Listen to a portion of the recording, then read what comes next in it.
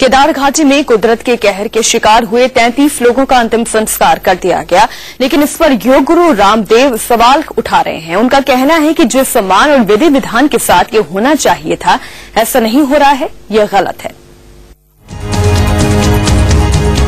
उत्तराखंड की आपदा में मारे गए आम लोगों के अंतिम संस्कार पर अब सवाल खड़े हो रहे हैं।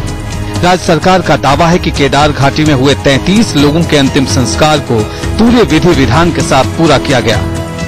बहुत ही राजकीय सम्मान के साथ और बहुत ही विधि विधान से उनका जो है वो अंत्येष्टि की गई।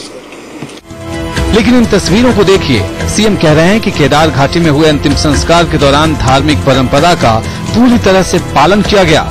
लेकिन अगर सिर्फ इन्हीं तस्वीरों की बात करें तो इसमें कहीं दाह संस्कार के वक्त जरूरी कर्मकांड पूरा होता दिख नहीं रहा। दाह संस्कार के लिए किसी तस्वीर में कोई पंडित नजर नहीं आता, सिवाय चिता पर लकड़ियों के रखने और घी डालने के, और बाकी कर्मकांड पूरा होता नहीं दिख रहा।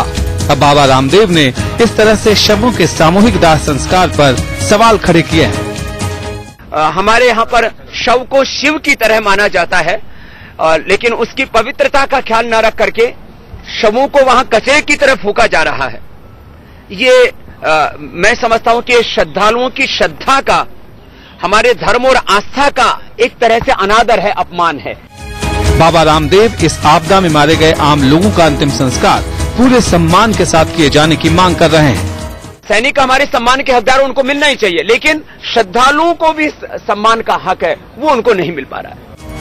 अंतिम संस्कार के नाम पर शुरू हुआ ये विवाद गरमा सकता है, क्योंकि इन तस्वीरों ने सीएम के उन दावों पर सवाल खड़े किए हैं जिसमें उन्होंने सभी विधि विधान को पूरा किए जाने की बात कही थी। देहरादून से मीरा रावत के साथ यतेंद्र शर्मा, दिल्ली, इंडिया न्यूज।